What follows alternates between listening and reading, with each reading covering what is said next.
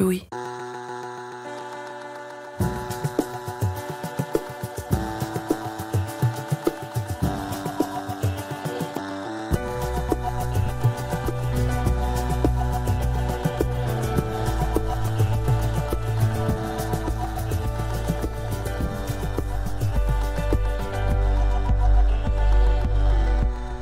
Au panthéon des vidéos qui me font hurler de rire, il y a cette pub qui trustait il y a 15 ans tous les best-of à la télé. C'est une pub pour une marque de fromage qui était diffusée à la télé égyptienne, où l'on voit un panda géant venir terroriser tous ceux qui disent non à un morceau de ce fameux panda cheese. Il y a notamment une scène dans un open space, quelque chose des années 90, où le panda retourne un bureau, balance un ordi, sans cri, sans son, dans le plus grand des calmes. Au-delà de l'anthropomorphisme que je trouve hilarant, j'adore voir cette montée de nerfs se faire à bas bruit.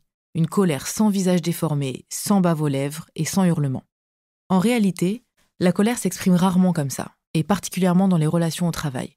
Au bureau, la colère, ça s'apparente plutôt à ça. Moi, je suis au rez-de-chaussée, et là, j'entends quelqu'un qui descend en trombe. Ça fait un boucan pas possible, mais dans tout le bureau, sur les étages. Et là, il commence à me hurler dessus parce qu'il n'est pas d'accord avec ma façon de rédiger un email, parce que il estime que j'ai pas utilisé le bon mot de vocabulaire, que j'ai pas utilisé sa tournure, sa façon de faire, son style. Et ça, il le fait devant mon équipe. Donc 1, c'est humiliant, 2, ça me décrédibilise, et surtout, en fait, ça commence à me terrifier. Selon la dernière vaste étude Global Workplace de l'Institut Gallup, 17% des salariés français interrogés concèdent que la veille, ils étaient en colère une grande partie de la journée au travail. 17% dit comme ça semble pas énorme. Mais c'est quasi 2 salariés sur 10 qui sont en colère une grande partie de la journée. Ce qui est marquant dans cette étude internationale, c'est que les Français ne sont pas du tout les plus grognons, les plus colériques. Pour ce qui est de la colère ressentie au travail, ils se classent même en dessous de la moyenne mondiale. Ce que ça dit, c'est que la colère au travail, elle est omniprésente. Elle peut exploser pour une cafetière qui n'y répond plus ou pour un client qui ne règle pas ses factures. Elle peut être illégitime, mais aussi très légitime.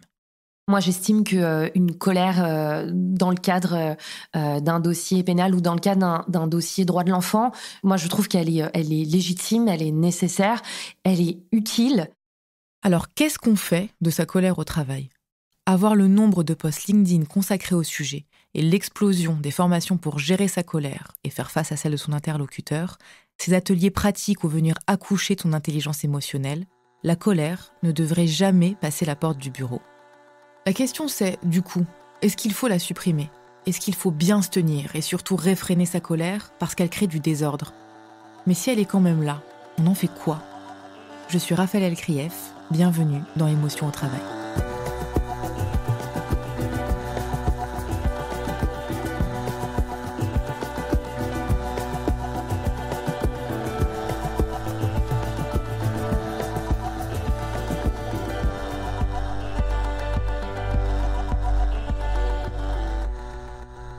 Je travaille dans une start-up, enfin je dirais que c'est plutôt une PME, mais qui a gardé son esprit start-up.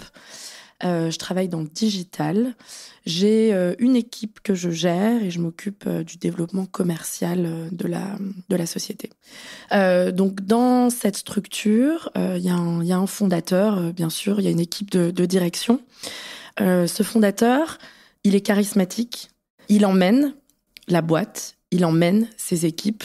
C'est ce qui fait que aujourd'hui la société, c'est une belle boîte, hein, c'est une belle réussite surtout dans ce secteur.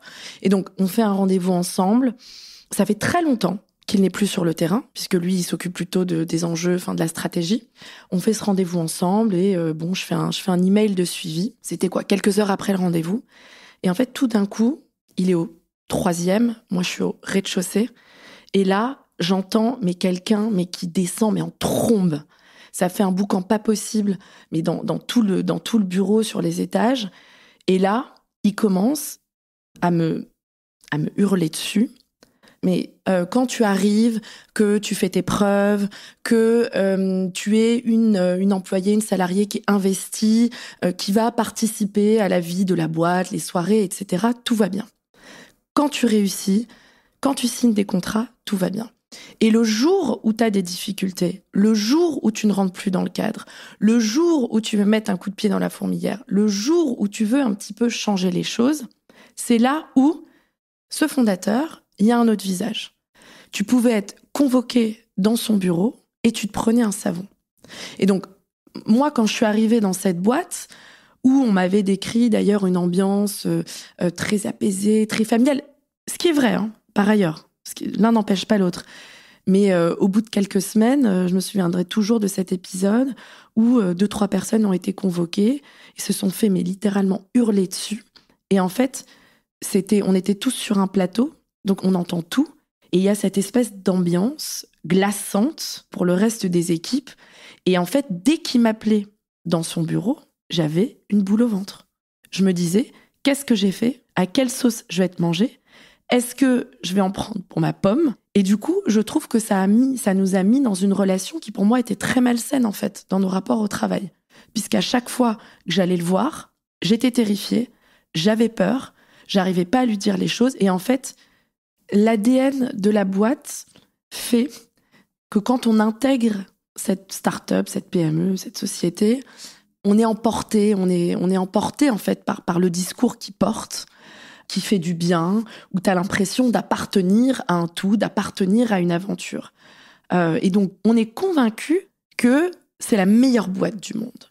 Donc, quand il y a de la colère, quand il y a de l'agression, c'est pas grave. Lui, il est en grand Manitou, c'est un peu le Messie. Et puis, tout le monde lui voue un espèce de culte et on pardonne. C'est pas grave parce qu'à côté de ça, regarde comme aujourd'hui, c'est une belle boîte. Regarde tout ce qu'on a accompli. Et puis, finalement, oui, il est colérique, mais il y a aussi plein de moments où il n'est pas colérique. Évidemment. C'est des épisodes, c'est pas tous les jours. C'est en fonction, est-ce qu'il est de bonne humeur ? Est-ce que ça s'est bien passé peut-être chez lui ? Et si ça s'est mal passé, déjà, il arrive de mauvaise humeur et là, on sent qu'il y a quelque chose. Vous le savez sûrement, mais la colère fait partie de ce que l'on appelle les 6 émotions primaires, celles qui apparaissent au cours de la première année de vie du nourrisson. Un bébé, ça peut être joyeux, triste, dégoûté, ça peut avoir peur, ça peut être surpris, et ça peut se mettre en colère aussi. L'expression « faire une colère », d'ailleurs, on la prête plus facilement à un bébé à qui on a retiré un jouet qu'à un adulte en costume 3 pièces.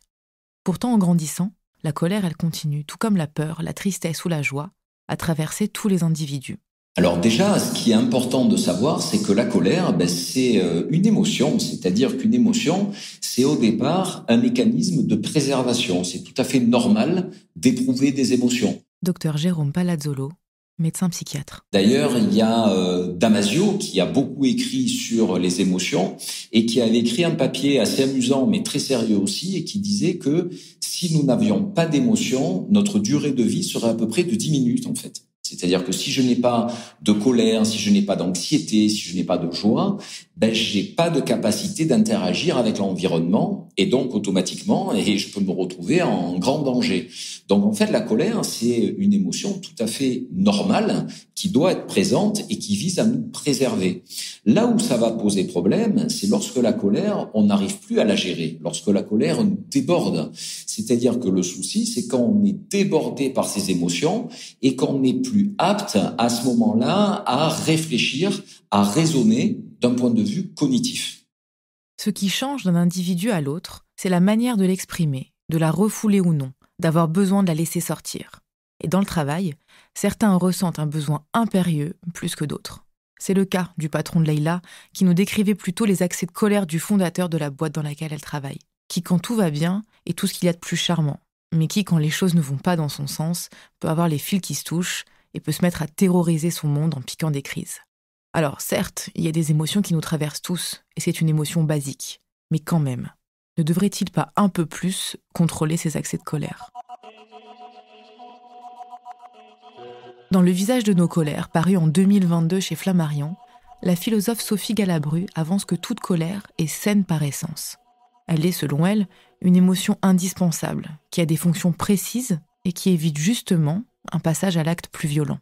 Après la Seconde Guerre mondiale, ça reste dans le commentaire médiatique, politique, parfois de la société civile, une émotion qui est très mal perçue, qui est vécue comme dangereuse. Dans les années 80 et 90, on entre au carré dans l'ère de la séduction, du sex appeal, de la consommation.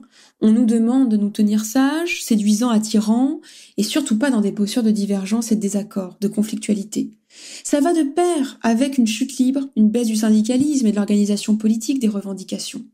Ça va de pair avec une surpsychologisation des rapports dans la vie intime et professionnelle et politique. On a toute une série d'appels à la bienveillance, à la résilience climatique, la résilience professionnelle, et se développe un coaching pour des communications non violentes, un appel aux émotions dites positives, telles que la joie, la surprise, et surtout pas l'émotion de la colère, par exemple. Sophie Galabru explique qu'au travail, il y a des professions où la colère est plus ou moins tolérée, mais que le droit de l'exprimer dépend de règles professionnelles tacites. Une sociologue comme Arlie Hochschild le montre très très bien dans son livre Le prix des sentiments qui est paru aux États-Unis en 1983. Elle étudie les divers métiers, elle montre que des règles sociales sont mises en avant, selon les métiers et les entreprises. On attend de certains métiers, par exemple comme les hôtesses de l'air, qu'elles soient toujours dans la joie, l'enthousiasme, la surprise, avec l'expression faciale du sourire. Alors qu'on attend des agents de recouvrement plutôt, effectivement, la colère, pour faire peur, pour effrayer. En fait, de la même manière qu'on impose des rôles sociaux en famille ou entre amis, de la même façon que la famille peut imposer d'être joyeux à une fête, d'être triste à un enterrement, d'éprouver de l'amour entre les membres de la même famille, on impose des règles émotionnelles dans les entreprises et dans certains métiers. Nous, la particularité des avocats, notamment en droit pénal, c'est qu'on doit se battre quotidiennement pour que notre client ait le respect qu'il mérite, qu'il n'y ait pas de mépris, qu'il n'y ait pas de droits élémentaires qui ne sont pas respectés. Déborah a 37 ans. Elle est avocate en droit pénal et en droit de l'enfant. Dans les tribunaux de Paris et de la région, ses accès de colère commencent à être bien connus de ses confrères et des magistrats. Et ce qu'elle ne serait pas contre réfréner un peu dans l'intimité, hors de question de l'interroger dans son cadre professionnel, où c'est pour elle un moteur nécessaire pour porter ses dossiers. Donc forcément, quand on a l'impression qu'un magistrat ou qu'un autre avocat ou que quelqu'un dans la chaîne judiciaire peut lui manquer de respect, on peut s'agacer, et notamment en audience, avec des procureurs de la République qui se permettent de faire allusion à un passé du client qui n'a rien à voir avec l'affaire, qui se permettent de nous sortir des dossiers d'il y a 10 ans qui n'ont évidemment absolument pas lieu d'être pour justifier une condamnation ou pour justifier une peine de prison. Et ce genre de procédé peut exaspérer et peut entraîner des explosions de colère chez les avocats, dont je fais partie. Moi, j'estime qu'une colère dans le cadre d'un dossier pénal ou dans le cadre d'un dossier droit de l'enfant, moi, je trouve qu'elle est légitime, elle est nécessaire, elle est utile et elle est aussi fondamentale parce que on prend généralement la parole pour des gens qui sont dans l'incapacité de prendre cette parole, de se l'approprier, qui sont dans l'incapacité d'élever le ton. Même si le métier d'avocat est une profession où la colère est acceptée dans certains contextes, en audience par exemple, ce n'est pas forcément le cas dans d'autres moments professionnels un peu plus classiques. Dans le cadre de réunions professionnelles, par exemple, dans le cadre de conseils de l'ordre où je peux siéger, on va souvent me dire « le ton n'est pas adapté ». Le ton ne va pas, donc on ne t'écoute pas. Et j'ai eu le cas il y a 3 jours. Où on m'a dit je refuse qu'on me parle comme ça. Et où un autre confrère s'est levé, a claqué la porte en disant je quitte le conseil de l'ordre moi, dans ces conditions. Et où le bâtonnier a dit bon non, enfin ça va, le ton n'était pas si fou quand même, on a connu pire. Il dit ouais, mais c'est pas pour ça que je dois m'habituer. Et j'ai dit, mais moi, je changerai pas. C'est-à-dire que moi, à partir du moment où c'est respectueux, où il n'y a pas d'insultes, où les propos sont respectueux, je ne vois pas pourquoi je changerais mon ton. Il est comme ça, il me définit et j'en changerai pas. Enfin. Effectivement, on peut se dire que tout ça ne doit pas être forcément très agréable à recevoir. Et c'est bien normal que ces interlocuteurs expriment leur mécontentement. Mais pour Déborah, il y a aussi autre chose. Quelque chose qui dérange dans le fait qu'elle soit une femme qui, justement, la laisse exprimer cette colère. J'ai jamais été insultante, j'ai jamais eu des mots qui étaient déplacés ou ce genre de choses. Mais vraiment, en me parlant de mon ton, on m'a beaucoup reproché ça. Et effectivement, les colères des hommes pénalistes sont toujours bien plus acceptées. Il me semble pas que qui que ce soit ait déjà reproché une colère ni à l'Assemblée nationale ni dans un prétoire à Éric Dupond-Moretti. Voilà.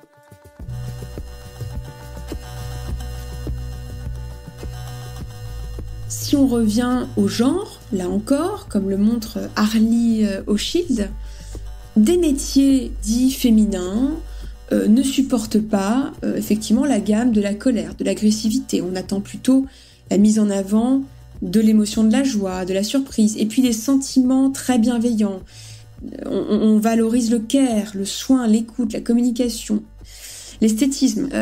Et même dans un métier comme l'avocaterie, où la colère est évidemment une émotion très motrice dans ces métiers, on peut avoir des femmes qui se trouvent culpabilisées ou mal perçues parce qu'elles sont trop en colère, trop agressives, et on les assimile à des hystériques. Ce qui ne veut rien dire.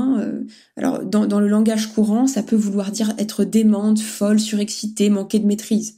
Alors que l'hystérie, c'est un vieux terme de la neurologie et de la psychanalyse pour désigner une forme de névrose. Et qu'on relie à tort à l'utérus, et justement la psychanalyse et des neurologues comme Charcot ou Freud ont bien montré que ça n'avait rien à voir avec l'utérus et que on peut être victime de névrose d'hystérie, de névrose tout court en étant homme comme femme. Et effectivement, même dans des métiers politiques où la colère est évidemment, là encore, comme chez les avocats, un moteur de discours, de rhétorique, de combat, elle est très mal perçue quand elle vient d'une femme. On peut se souvenir de l'entre-deux-tours entre Sarkozy et Ségolène Royal.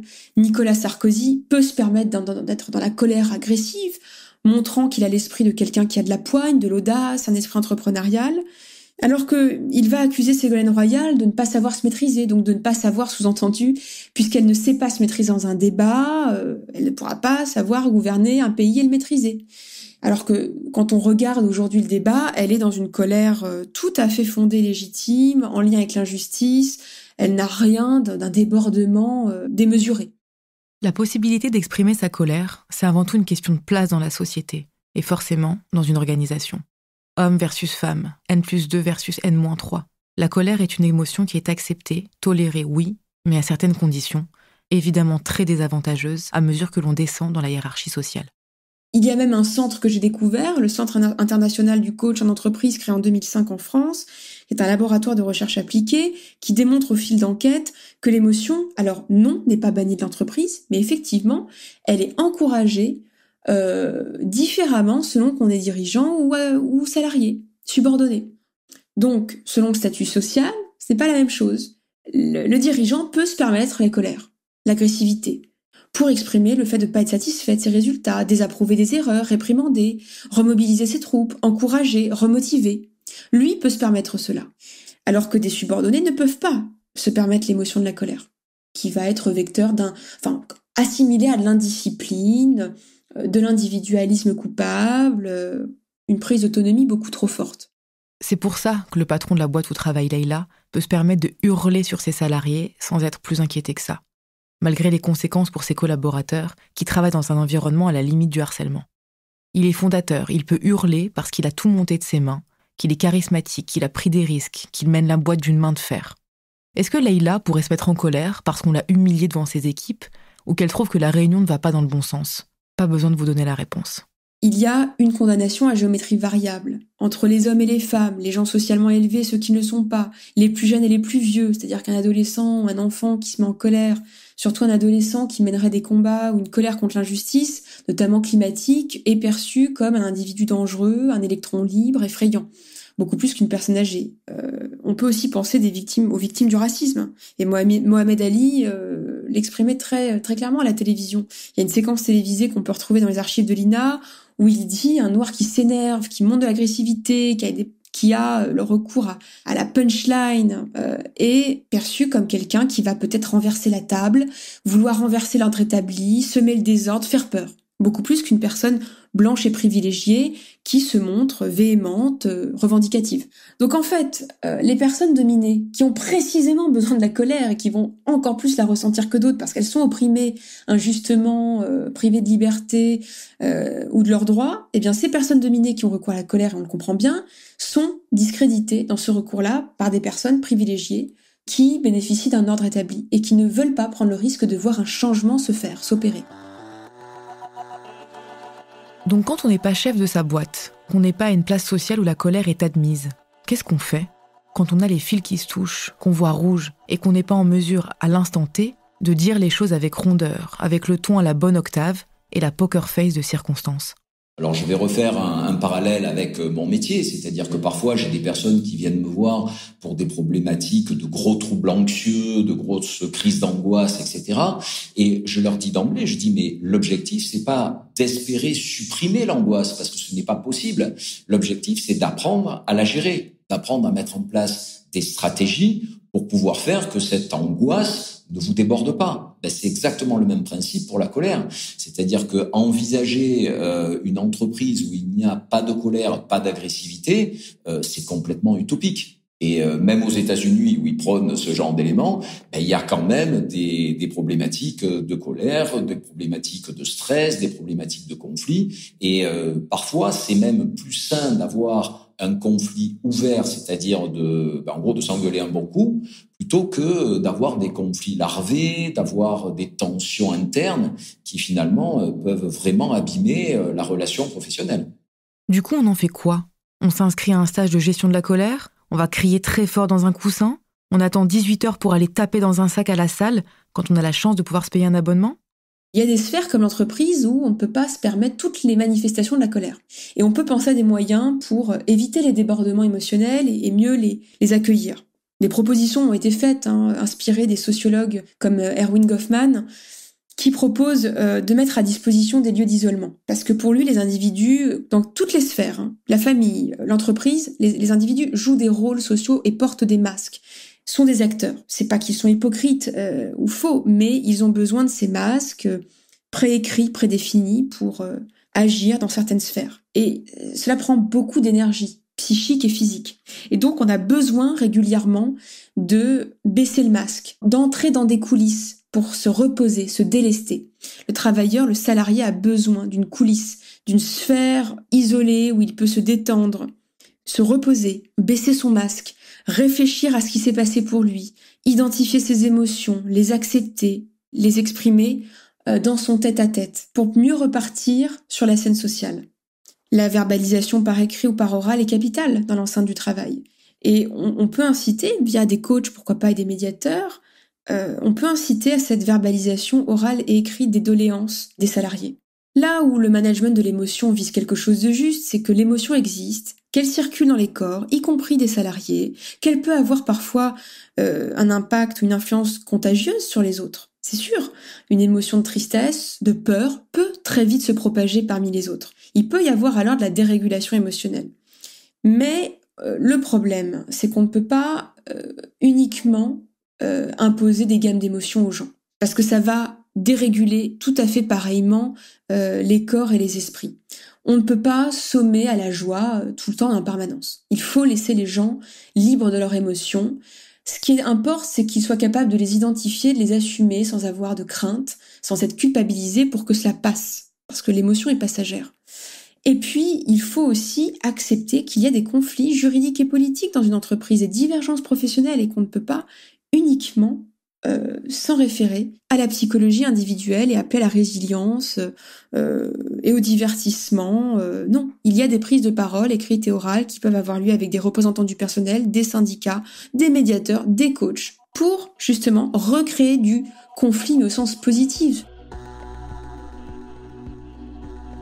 Depuis qu'on a enregistré son témoignage, Leïla, qui subissait les colères de son patron, a décidé de quitter l'aventure. Elle ne tolère plus de travailler dans une atmosphère glaçante et préfère aller voir si l'herbe est plus verte ailleurs, dans un endroit où l'on gouverne sans peur et où ceux d'en dessous peuvent s'exprimer. Sa propre colère n'avait tellement plus d'espace et a tellement été refoulée qu'il n'y avait pour elle pas d'autre issue possible. Au travail, l'enjeu globalement, c'est de réussir à exprimer la colère qu'on ressent toutes et tous au quotidien et qui, en fonction de notre place dans la hiérarchie ou dans la société en général, peut être disqualifiée et discréditée. Mais là où l'exercice d'équilibriste intervient, c'est de pouvoir exprimer sa colère tout en prenant l'autre en compte, en se demandant si la personne en face a les moyens d'y répondre sans se laisser écraser ou sans se sentir complètement humilié. L'autre enjeu, c'est que les sphères de pouvoir tolèrent, acceptent, voire encouragent l'expression de cette colère chez ceux qui la ressentent, sans que ça ne les inquiète plus que ça, car rappelez-vous, c'est une émotion primaire, saine, qui passe, pour peu qu'on la laisse s'exprimer.